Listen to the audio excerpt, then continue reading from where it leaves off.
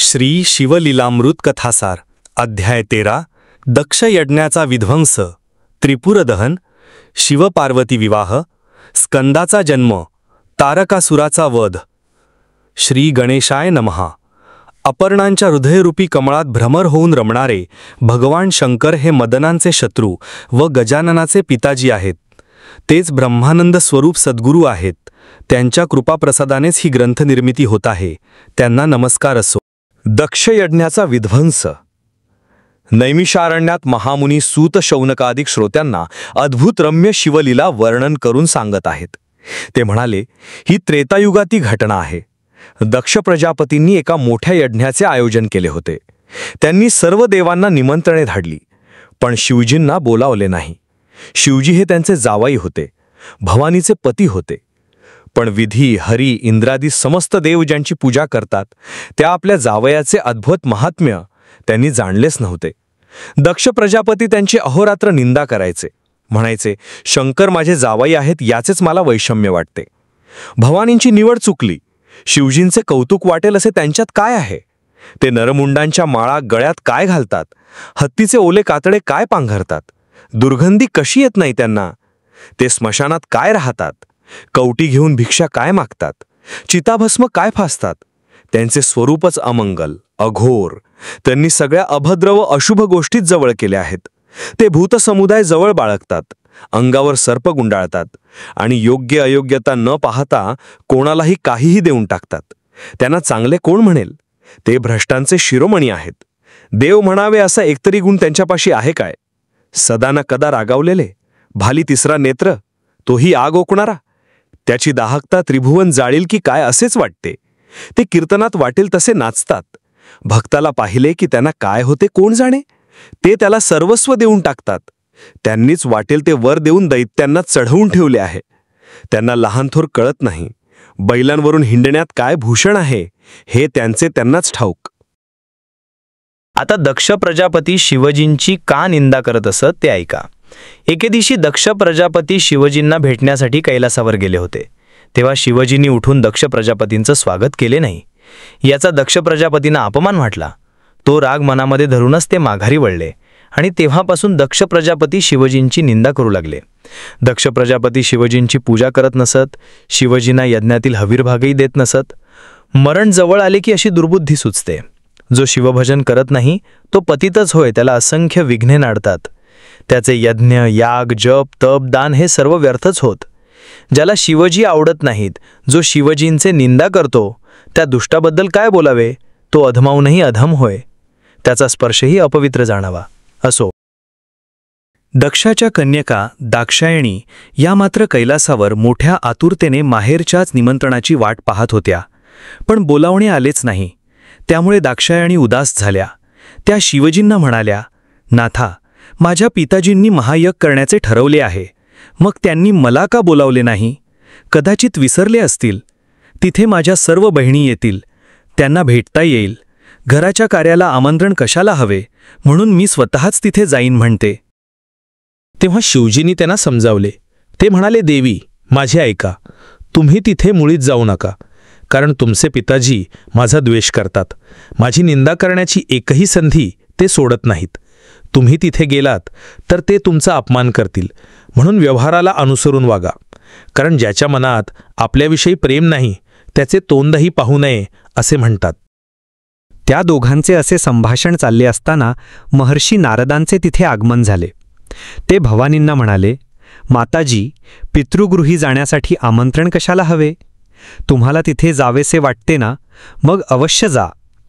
तेव्हा पार्वतीने काही भूतगणांना बरोबर घेतले आणि नंदीवर आरूढ होऊन त्या त्वरेने दक्षाच्या घरी आल्या। तिथे यज्ञासाठी मोठा मंडप उभारण्यात आला होता। त्यात अनेक ऋषी व देव आपापल्या स्थानी बसले होते। दक्षांनी त्या सर्वांना मानाची आसने दिली होती, पण शिवजींसाठी एकही आसन ठेवले नव्हते। त्यांनी निमंत्रित सर्व मान्यवरांची पूजा करून त्या प्रत्येकाचा यथायोग्य सन्मान केला। त्यानंतर यज्ञास आरंभ झाला। मध्यभागी स्थापलेल्या यज्ञकुंडात दक्ष आहुते टाकू लागले, त्यामुळे सर्वत्र धूर पसरला। दाक्षायणीने यज्ञ मंडपात प्रवेश केला। तेव्हा दाक्षायणीला पाहून सर्व उपस्थितांना आनंद झाला. परंतु दक्षिणी मात्र कपाळास आठ्या घातल्या, कारण दाक्षायणीचे येणे दक्षांना जराही आवडले नव्हते. दक्षाने तोंड फिरवले. इतकेच नव्हे तर दाक्षिणी जवळ आल्या तरी त्यांच्याकडे पाहिले नाही. तेव्हा धूर डोळ्यात गेल्यामुळे आपण आपल्या वडिलांना दिसलो नाही असे म्हणून त्यांनी स्वतःला समजावले. त्यांनी आईकडे पाहिले, पण त्यांच्या आईनेही त्यांच्याकडे बघून न बघितल्यासारखे केले. तेव्हा या समारंभाच्या गडबडीत आपल्या आईचे आपल्याकडे लक्ष गेले नसावे असा विचार करून त्या गप्प बसल्या. तेवढ्यात त्यांचे लक्ष आपल्या भगिनींकडे गेले. दक्षांनी त्यांचा मोठा सन्मान केला होता. त्या सर्वजणी नटून थटून मिरवत होत्या. त्यांनीही पार्वतीकडे दुर्लक्षच केले. कोणी त्यांची साधी विचारपूसही केली नाही.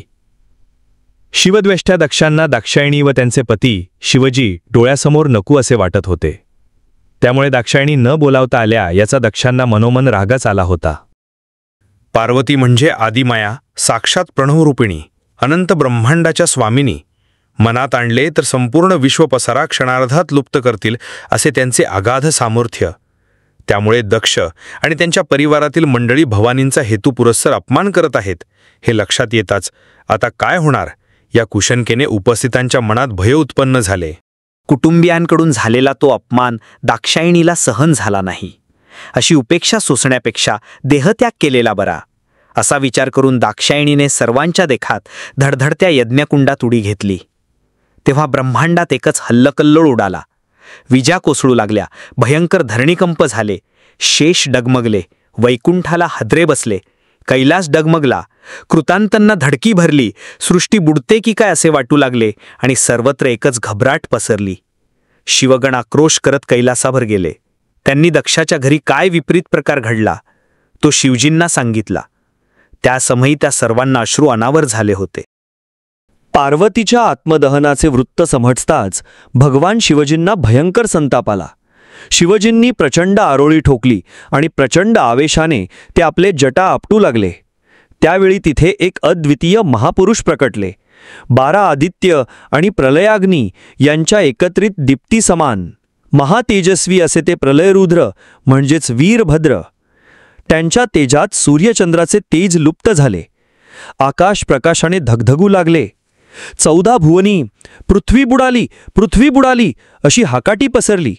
दक्षाच्या यज्ञमंडपात रक्ताचा पाऊस पडू लागला. तेथील जमिनीला तडे गेले. घुबडे दिवसाढवळ्या धुतकार करू लागली. ते अपशकून पाहून प्रजापती दक्ष चिंताग्रस्त झाले. त्यांची सगळी शक्तीच निघून गेली. शिवजींचा क्रोधाग्नी वीरभद्राच्या रूपाने प्रकट झाला होता. त्यापुढे कोणाचीच मिजाज चालणार नव्हती. शिवप्रभूंना वंदन करून 21 ब्रह्मदळभारासह ते प्रजापती दक्षाच्या समाचारासाठी निघाले. त्यांच्या मागून 60 कोटी गणांसह शंभू महादेवांनी कूच केले. हत्तींच्या समुदायावर सिंहाने झेप घ्यावी वा सर्पांना पाहून गरुडाने झडप घालावी तसे वीरभद्र वेगाने आले. त्यांना पाहून यज्ञमंडपात भीतीची छाया पसरली. यज्ञातील हवीरभागाची आशा सोडून देव पळू लागले. हातातील आहुत्या टाकून ऋत्विजही 10 दिशांना पळाले. त्यावेळी त्रैलोक्यात एकच आकांत झाला. त्या आकांताने ब्रह्मांड दुमदुमले. इंद्रादी देवांचा थरकाप उडाला. सर्वांची एवढी भयविवळ अवस्था झाली की अनेकांनी वस्त्रातच मलमूत्र सांडले. अग्नी मोराच्या रूपाने, यम बगळ्याच्या रूपाने, वरुण सशाच्या रूपाने, सूर्य कपोताच्या रूपाने, इंद्र पोपटाच्या रूपाने, तर भयभीत झालेले नवग्रहही पक्ष्यांच्या रूपांनी उडून गेले. अत्यंत पराक्रमी आणि दिदीप्यमान असे ते वीरभद्र आपल्या 6 हातांमध्ये ढाल, तलवार, धनुष्य, बाण, त्रिशूल आणि डमरू ही आयुधे घेऊनच प्रकट झाले होते. विजेचा लोळ कोसळावा त्याप्रमाणे ते प्रजापती दक्षांच्या यज्ञमंडपात घुसले. त्यांनी एकाच दणक्यात पुषांचे दात पाडले, भगदेवांचे डोळे फोडले, ऋत्विजांच्या दाढीमिशा उपटल्या, अनेकांना उचलून आपटले, अनेकांचे हातपाय मोडले. त्यांचे उग्ररूप पाहूनच अनेकांचे जीव गेले. तेवढ्यात शिवजीही यज्ञमंडपात घुसले. त्यांनी दक्षाच्या सेनेचा चक्काचूर केला. त्यांचा यज्ञमंडप उद्ध्वस्त करून तो जाळून टाकला. यज्ञकुंडाची आणि वेदीची दुर्दशा केली. ब्रह्मदेव आणि इंद्र यांनी तर केव्हाच पलायन केले होते. प्रजापती दक्ष थरथर कापत उभे होते. दक्षांना पाहताच वीरभद्रांच्या तळपायाची आग मस्तकात गेली.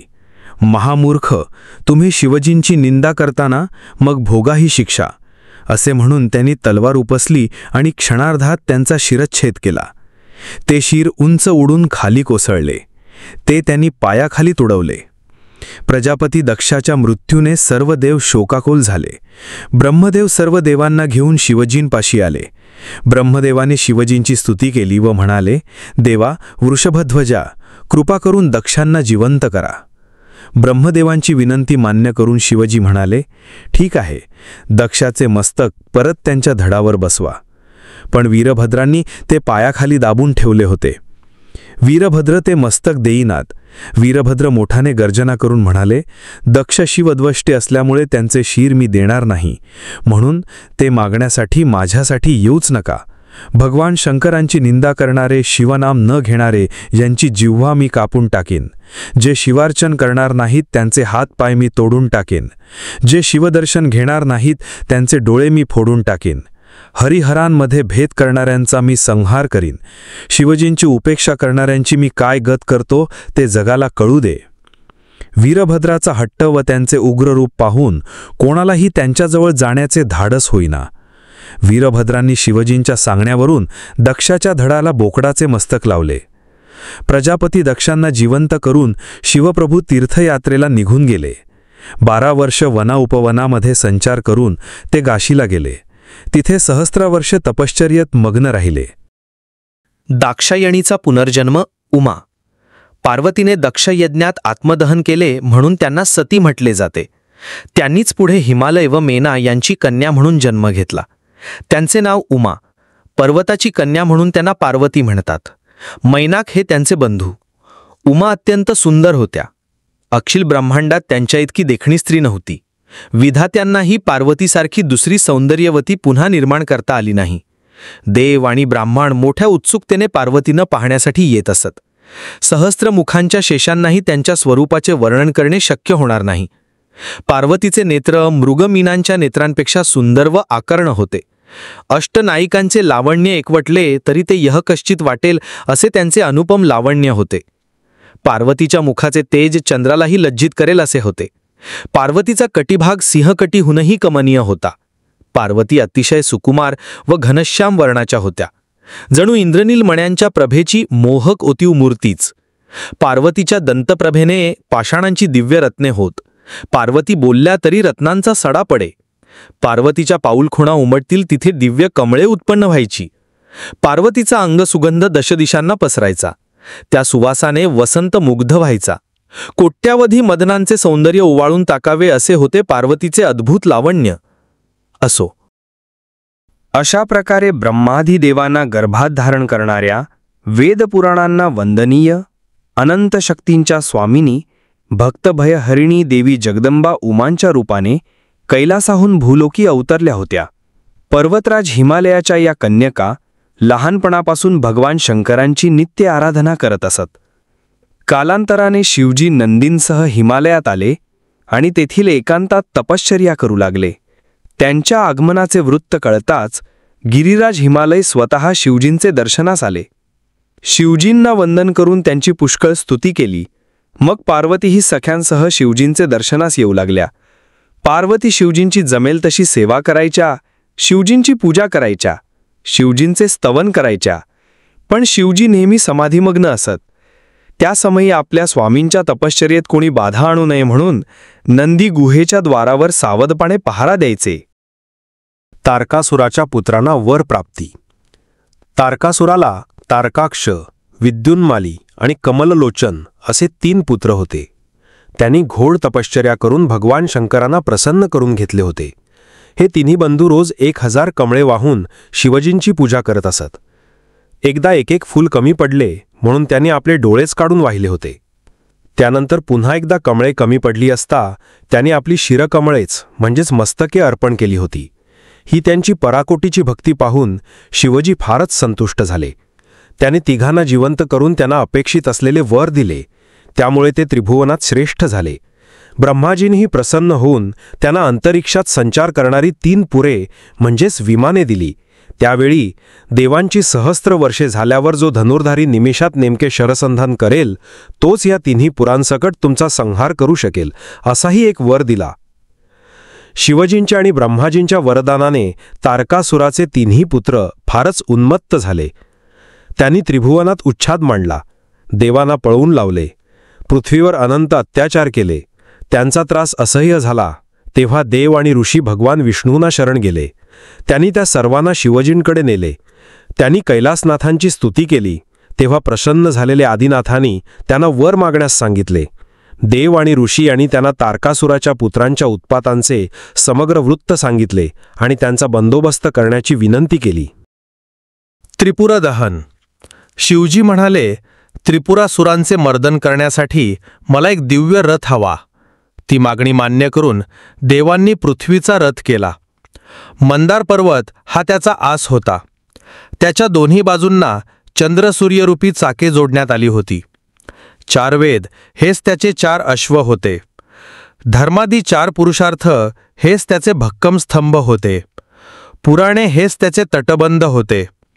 त्याला उपपुराणेरूपी खिळे ठोकण्यात आले होते. त्याला शास्त्रांचे रश्मी लावण्यात आले होते. कनकाद्रीला धनुष्य बनवण्यात आले होते. त्याला शेषरूपी प्रत्यंचा जोडण्यात आली होती. भगवान विष्णू स्वतःच बाण झाले होते. त्या रथाचे ब्रह्माजी सारथ्य करत होते. शिवजी त्या दिव्य रथावर आरूढ झाले तेव्हा तो रसातळाला जाऊ लागला. सर्वांनी खूप प्रयत्न केला तरी तो वर आला नाही. तेव्हा नंदींनी आपल्या शिंगांनी त्याला बलपूर्वक वर काढला. त्यानंतर शिवजींनी एक पाय रथात व एक पाय नंदीच्या पाठीवर ठेवून पुढे कूच केले आणि भयंकर रणसंग्राम करून त्रिपुरांच्या सेनेचा प्रचंड संहार केला. त्या असुरांकडे अमृताची कुंडे होती. ते अमृत शिंपून ते दैत्य आपल्या सेनेला पुन्हा जिवंत करू लागले. त्यामुळे शिवजींचा पराक्रम व्यर्थ ठरू लागला. अमृतकुंडाचे रहस्य कळताच त्यांनी मेघास्त्रांची योजना करून ती कुंडे बुडवून टाकली. ती 3ही पुरे अंतराळात भ्रमण करत असल्याने त्यांना एकाच वेळी लक्ष्य करणे त्यांना शक्य होत नव्हते. अशी 1000 दिव्य वर्षे लोटली. त्या अवधीत लक्षवेध घेण्यासाठी उत्सुक असलेल्या शिवजींनी क्षणभरही डोळ्यांच्या पापण्या मिटल्या नव्हत्या. त्यामुळे त्यांच्या डोळ्यांतून जलबिंदू ओघळू लागले. त्यांचे रुद्राक्षात रूपांतर झाले. त्या समयी त्यांच्या अंगातून निघणाऱ्या घामाच्या धारांपासून भीमा नदी निर्माण झाली. त्रिपुरांच्या स्त्रिया थोर पतिव्रता होत्या म्हणून शिवजींशी युद्ध करूनही त्या असुरांचा पराजय होत नव्हता. ही गोष्ट भगवान विष्णूंच्या लक्षात आली. त्यांनी बौद्ध रूपाने दैत्य स्त्रियांची भेट घेतली. त्यांच्यामध्ये वेदबाह्य आणि अपवित्र अशा चार्वाक शास्त्रांचा मतांचा प्रसार केला. त्यामुळे पतिव्रता धर्म सोडून त्या व्यभिचार करू लागल्या. त्यामुळे त्यांच्या पुण्याईचे पाठबळ संपले आणि दैत्यांचे मनोधैर्य कमी झाले. इकडे शिवजींनी धनुष्यावर अत्यंत देदीप्यमान असा विष्णुबाण चढवला. त्याच्या जोडीला पाशुपतास्त्रांची योजना केली. त्या अस्त्रात 7 कोटी मंत्रांचे तेज एकवटले होते. सहस्त्र सूर्याच्या एकत्रित दीप्तीसमान महातेजस्वी असणारे ते अस्त्र म्हणजे कृतांताची लवलवती जिव्हाच होती. त्यांनी न्यासांसहित विधियुक्त मंत्रजप करून ते दिव्य अस्त्र सोडले. तेव्हा विश्वसंहाराच्या कल्पनेने देव आणि दैत्य भयभीत झाले. नवखंड पृथ्वी हादरली, आकाशमंडळ दुमदुमले.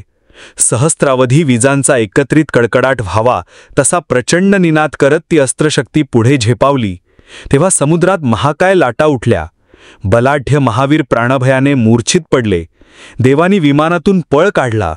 असुर पर्वतांच्या दऱ्याखोऱ्यांमध्ये लपले. त्या दिव्य अस्त्राने तारकापुत्राची 3ही पुरे क्षणार्धात जाळून टाकली.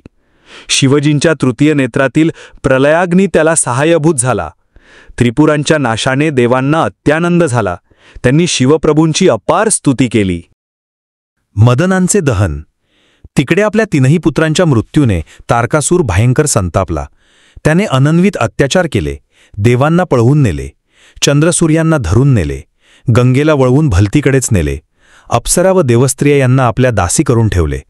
तेव्हा ब्रह्मदेव, विष्णू आणि देवराज इंद्र यांना मोठा प्रश्न पडला.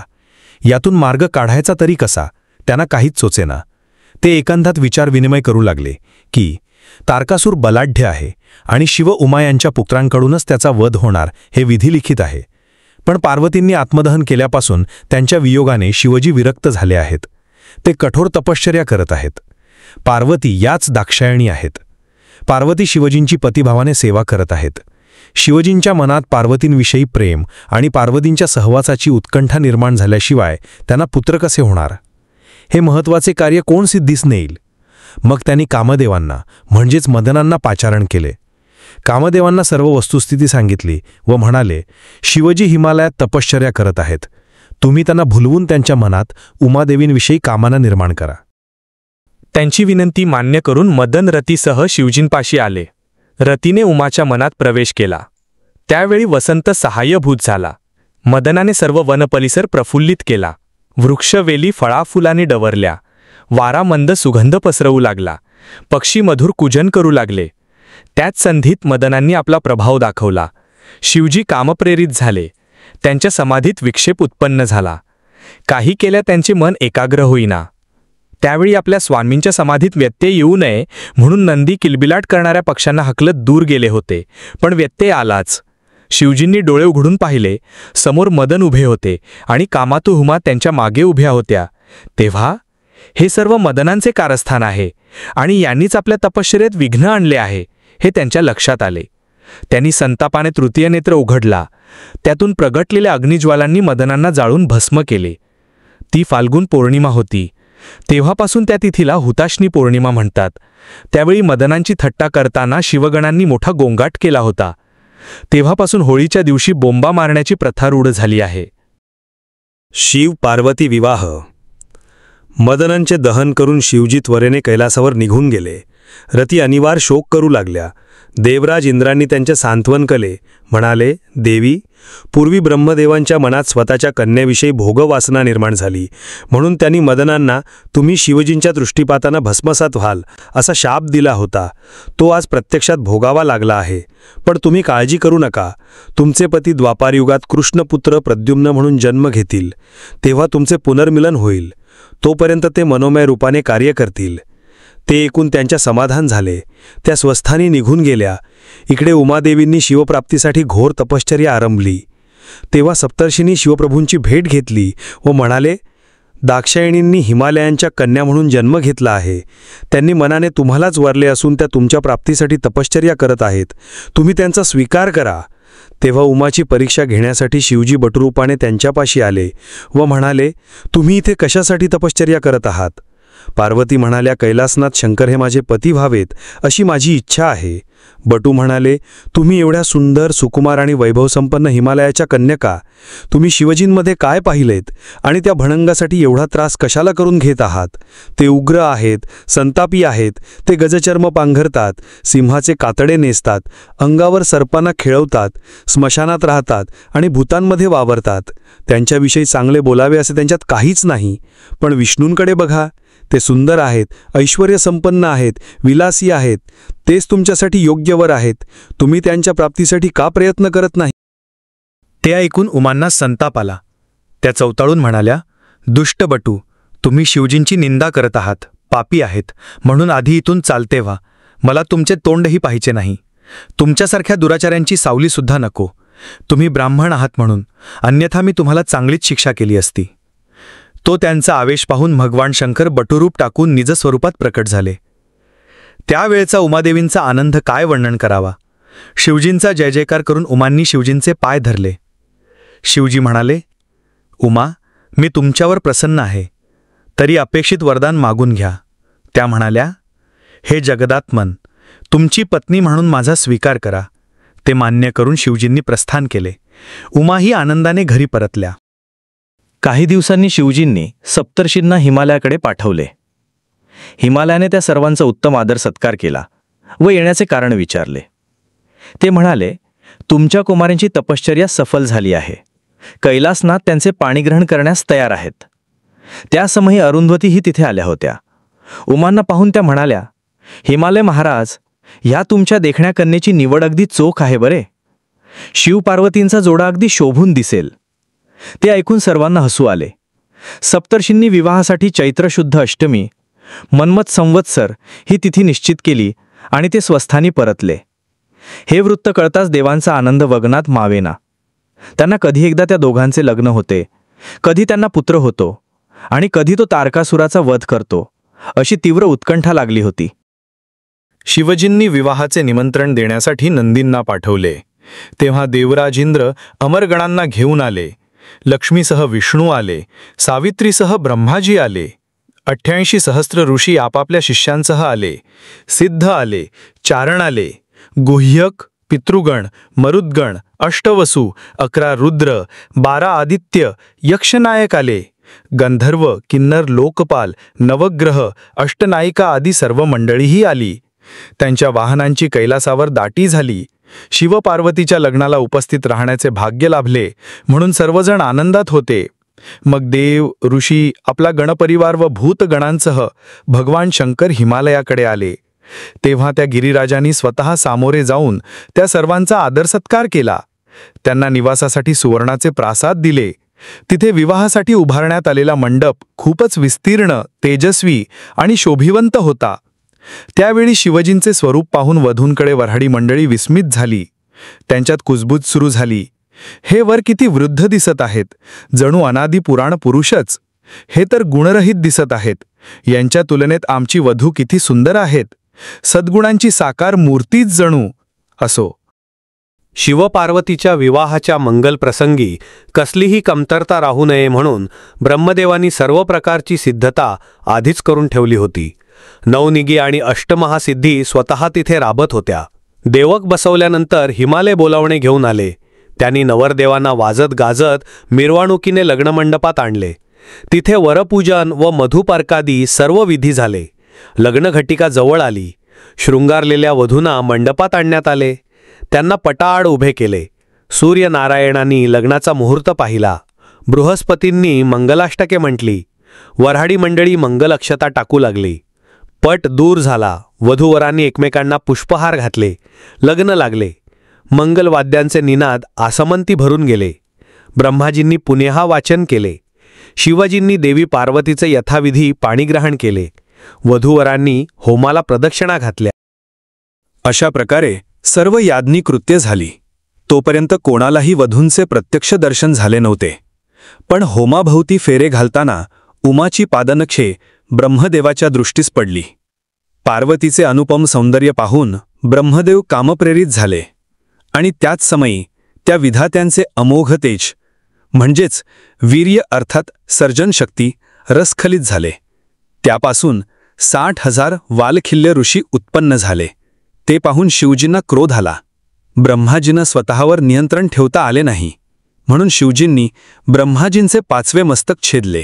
त्यामुळे ते चतुर्मुख झाले. ते पाहून लग्नमंडपात एकच हाहाकार झाला. तेव्हा ब्रह्मदेवांकडून सृष्टीनिर्मितीचे कार्य अखंड चालू राहील असे सांगून भगवान विष्णूंनी सर्वांना शांत केले. असो, तो विवाह सोहळा 4 दिवस चालला होता. हिमाद्रीने सर्व देवांचा व मान्यवरांचा वस्त्रालंकारांनी यथोचित गौरव करून त्यांना निरोप दिला. त्यानंतर शिवजी पार्वतींना घेऊन कैलासावर परतले.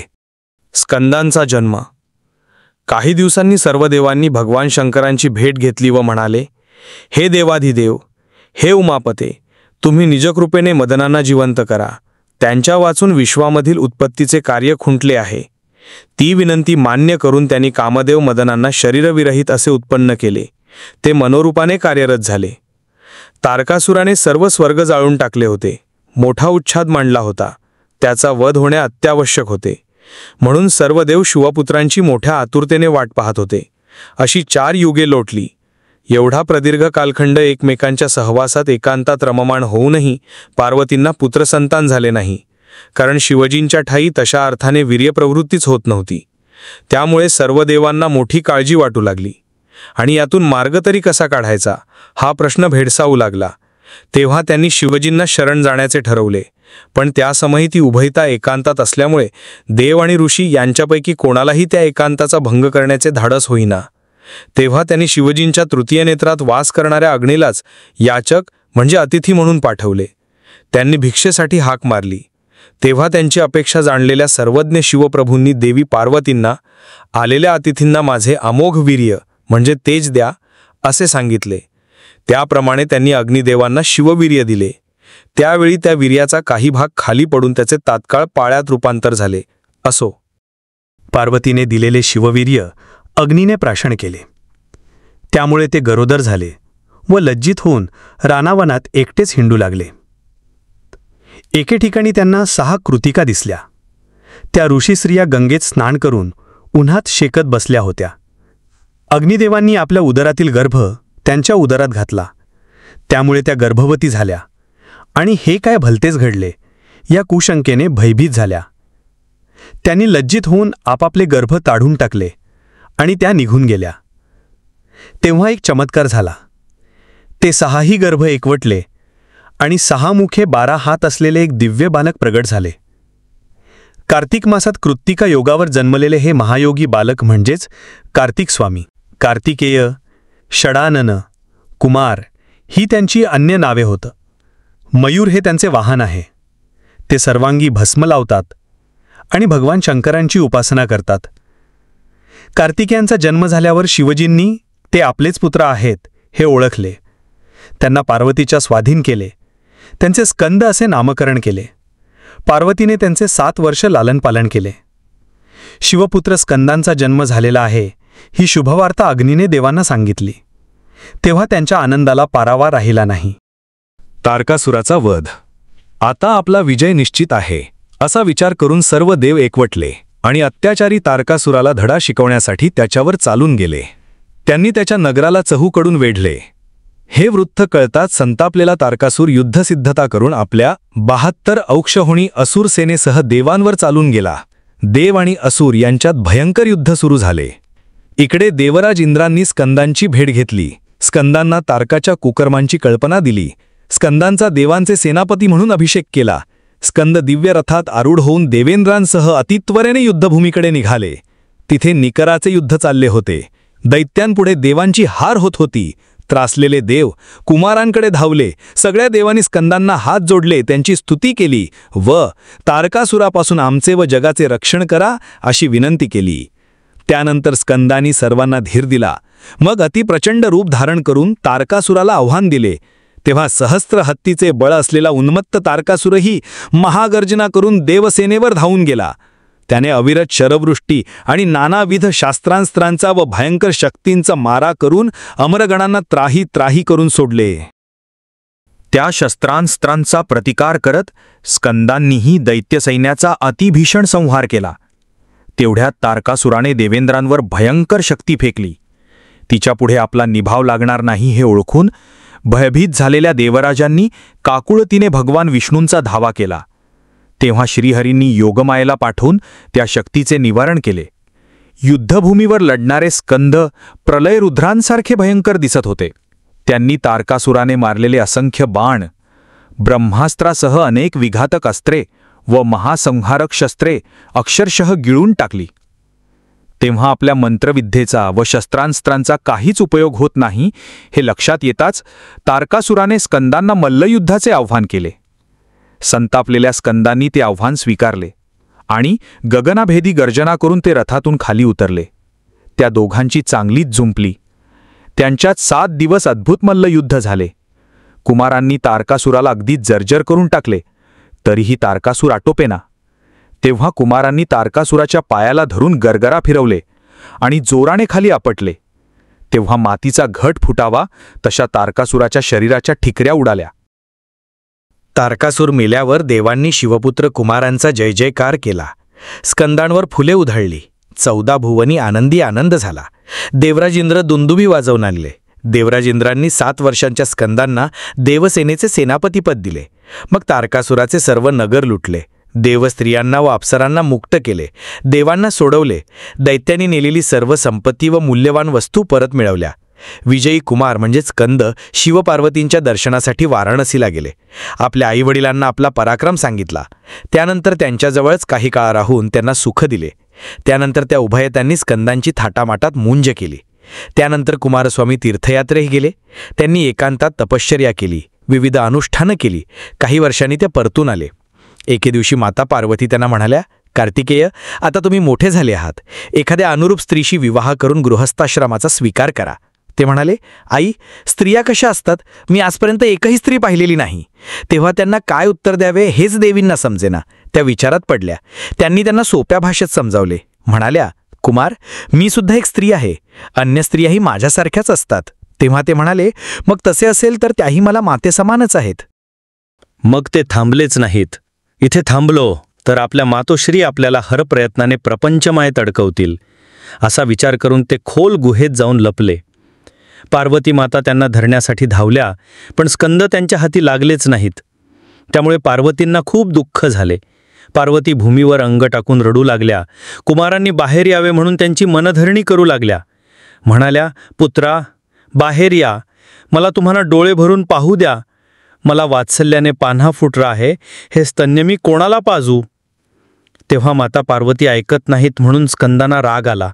ते म्हणाले, माताजी, तुमचे दूध तुमच्यापाशीच ठेवा. पुढे येण्याचा जराही प्रयत्न करू नका. यापुढे जी स्त्री माझ्या दर्शनास येईल तिला 7 जन्म वैधव्य प्राप्त होईल. पण जो पुरुष कार्तिक मासात कृतिका योग असताना माझे दर्शन घेईल तो 7 जन्म मोठा भाग्यवान होईल.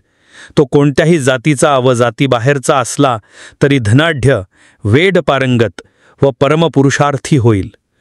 ते ऐकून देवी पार्वतीचा उपायच खुंटला. त्या निराशेने माघारी वळल्या. पुढे ऋषींनी स्कंदांची भेट घेतली व म्हणाले, स्वामी, तुम्ही स्त्री परांगमुख जरी असलात तरी पार्वती देवी तुमच्या मातोश्री आहेत. तुम्हाला भेटण्यासाठी त्या अहोरात्र तळमळत आहेत. तरी वाराणसीला जाऊन त्यांना भेटून या. ती विनंती मान्य करून ते काशीला गेले. तिथे शिवपार्वतीची भेट घेऊन दोघांचे समाधान केले. मातोश्रींना आनंदित करून ते पुनश्च आपल्या गूढ दुर्गम स्थानी परतले. सुतांनी शौनकाधिकांना स्कंद पुराणातील ही कथा सांगितली. हिचे श्रवण केल्याने सर्व संकटे दूर होतात. कवी श्रीधर म्हणतात, देवी अपर्णांच्या हृदयाला आनंद देणाऱ्या शिवप्रभो, तुम्ही ब्रह्मानंद स्वरूप आहात, पूर्ण ब्रह्मा आहात, अनादिसिद्ध आहात, आनंदाचा गाभा आहात. तुम्हीच जगद्गुरू आहात आणि तुम्हीच श्रीधराला वरदान देणारे आहात. स्कंद पुराणातील ब्रह्मोत्तर खंडात असलेल्या श्री शिवलीलामृत या महान ग्रंथाचा हा 13वा अध्याय अतिशय गोड आहे. सज्जनांनी हा नित्य श्रवण पठण करावा.